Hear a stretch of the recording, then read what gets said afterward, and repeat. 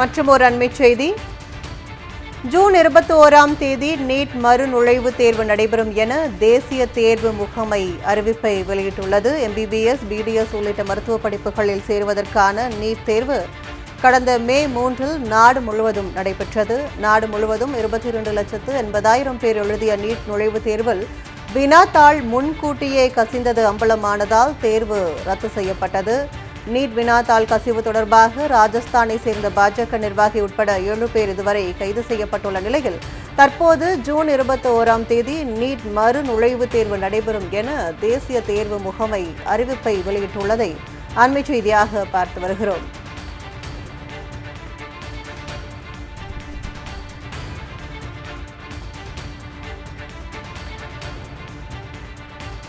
June 21ஆம் தேதி NEET மறு நுழைவுத் தேர்வு நடைபெறும் என தேசிய தேர்வு முகமை அறிவிப்பை வெளியிட்டுள்ளது. இதுகுறித்த விரிவான விவரங்களை நமது டெல்லி சிறப்பு செய்தியாளர் பால்முருகன் வழங்க கேட்கலாம்.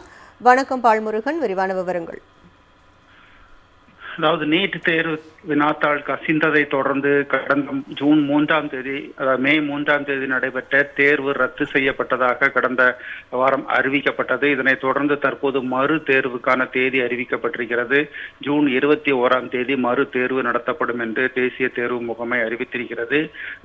நேற்று இரவு கல்வி அமைச்சர் பிரதான் தலைமையில் ஒரு அவசர ஆலோசனை கூட்டம் நடைபெற்றது. இந்த கூட்டத்தில் கல்வித்துறை செயலாளர், அதே போன்று தேசிய தேர்வு உள்ளிட்ட பல அதிகாரிகள் கலந்து கொண்டு ஆலோசனை நடத்தினர்.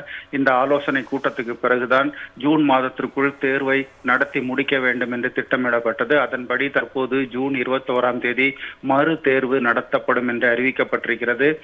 இந்த மறு தேர்வுக்கு ஏற்கனவே விண்ணப்பித்த அதே விண்ணப்பம் பரிசீலிக்கப்படும். புதிதாக விண்ணப்பிக்க தேவையில்லை, புதிதாக கட்டணம் செலுத்த தேவையில்லை என்ற அறிவிப்பை ஏற்கனவே தேசிய தேர்வு முகமை வெளியிட்டிருந்தது. அதன் அடிப்படையில் தற்போது தேர்வுக்கான புதிய தேதி அறிவிக்கப்பட்டிருக்கிறது. விரைவில் எந்தெந்த மையங்கள் மாணவர்களுக்கு ஒதுக்கப்படும் என்கிற அறிவிப்பு வெளியிடப்படும் என்றும் தேசிய தேர்வு முகமை தரப்பில் கூறப்பட்டிருக்கிறது.